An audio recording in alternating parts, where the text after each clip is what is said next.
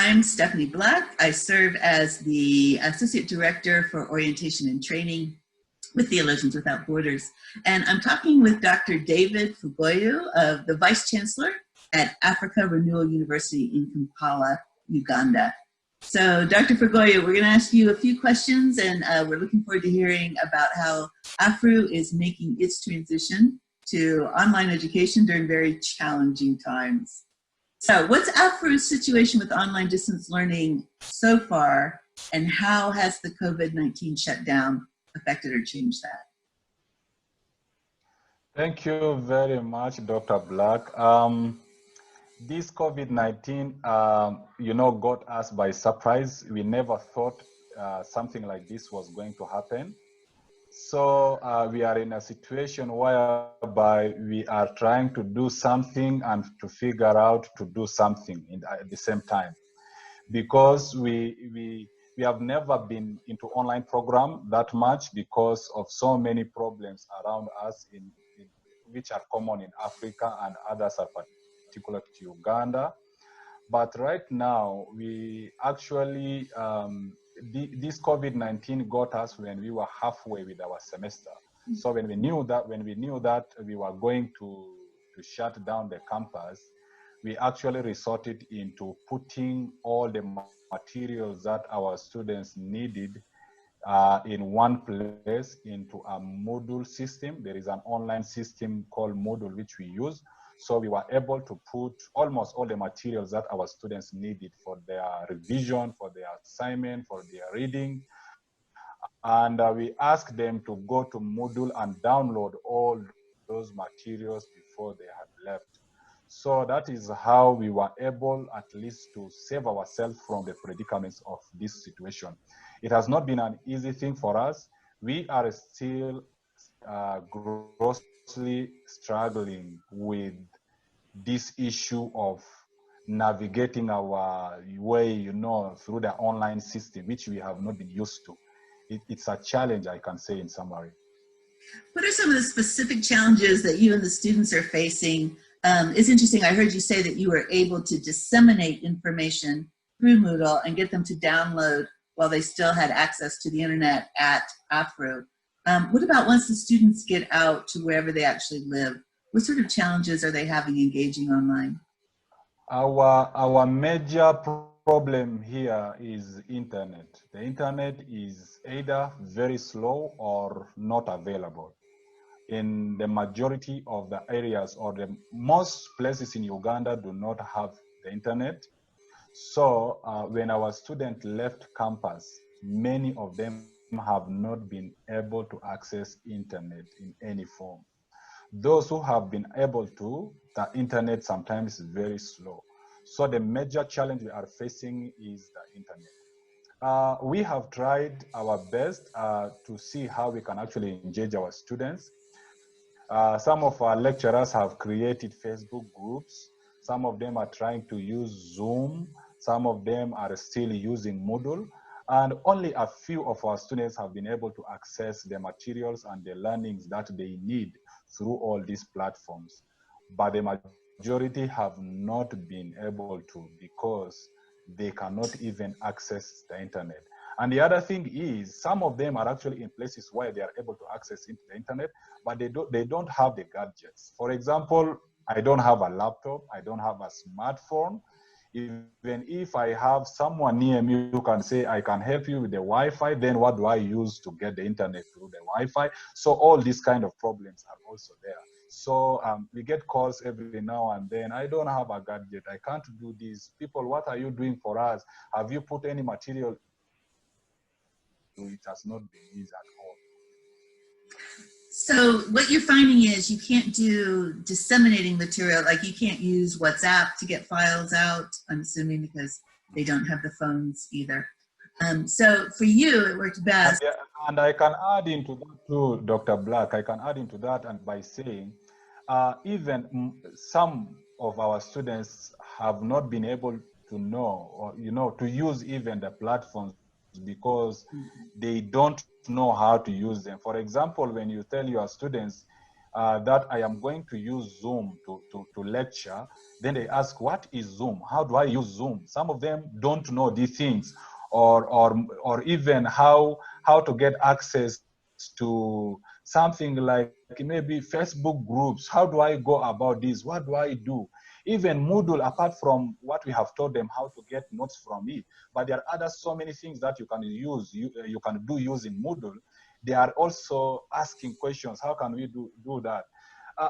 Not only students, by the way, I've also come to realize that even some of my staff do not know how to use all these. So it becomes a challenge of whereby a staff does not know how to use Zoom or Moodle very well, or a Skype very well, and also students does not know, and then you wonder, how are you going to help the situation? We can easily help the staff by showing them how to do this, but now students are not here. You can't get all of them to teach them how to do that. So that has also been a challenge for us. What sort of brainstorming are you doing about the way forward? What do you think might work in your situation?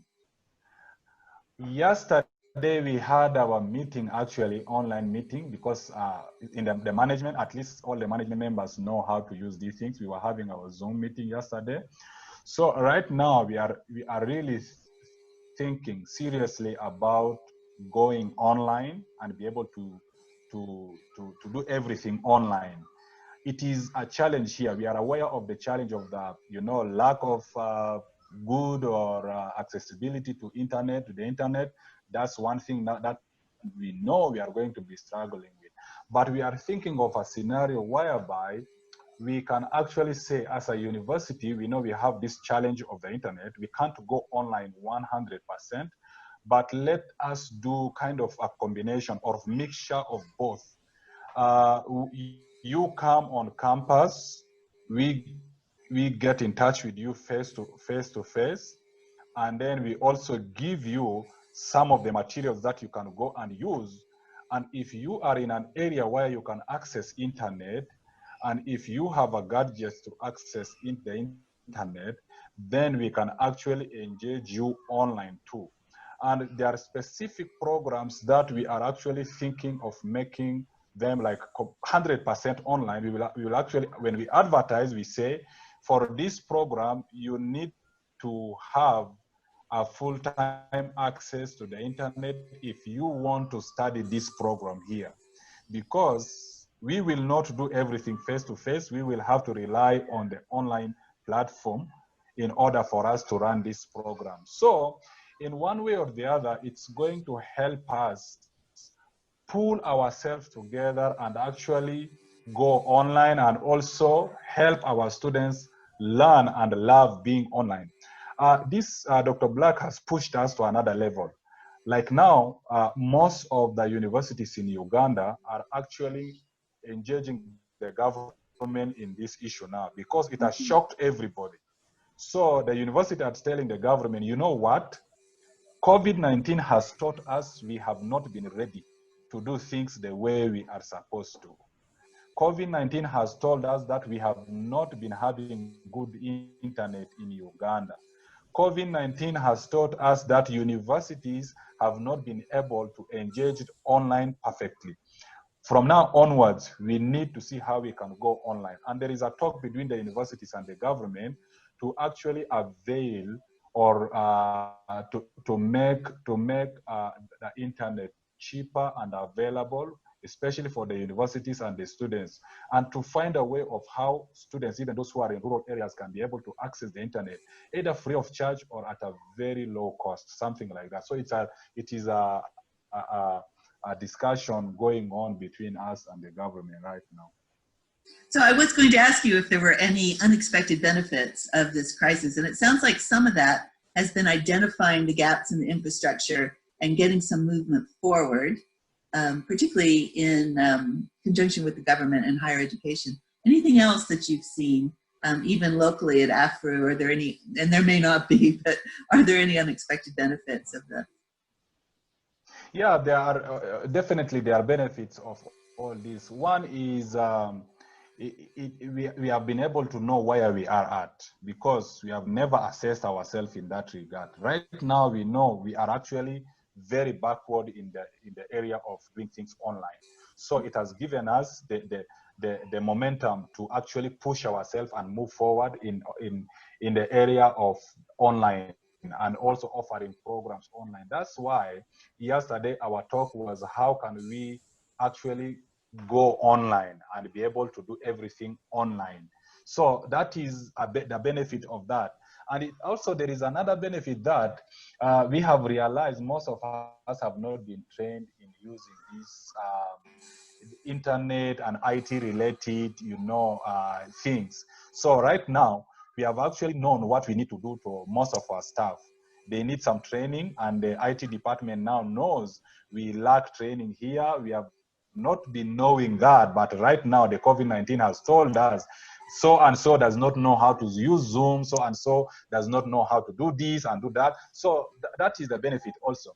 And the other benefit, Dr. Black, is that we know, we have actually assessed that, and we know that when we go online, it's going to help us even financially, because when students are on campus, actually we spend a lot of money, because they use water, they use electricity, they use so many other things on campus, which actually make the university pay for.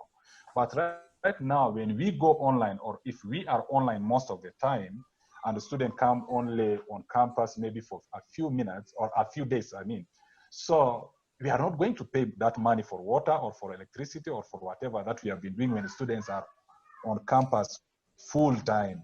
So those are the benefits that we are actually seeing coming. And it's a good thing. COVID-19, I always tell people, it's a blessing in disguise. Any other advice for similar institutions as yours during this time of the crisis?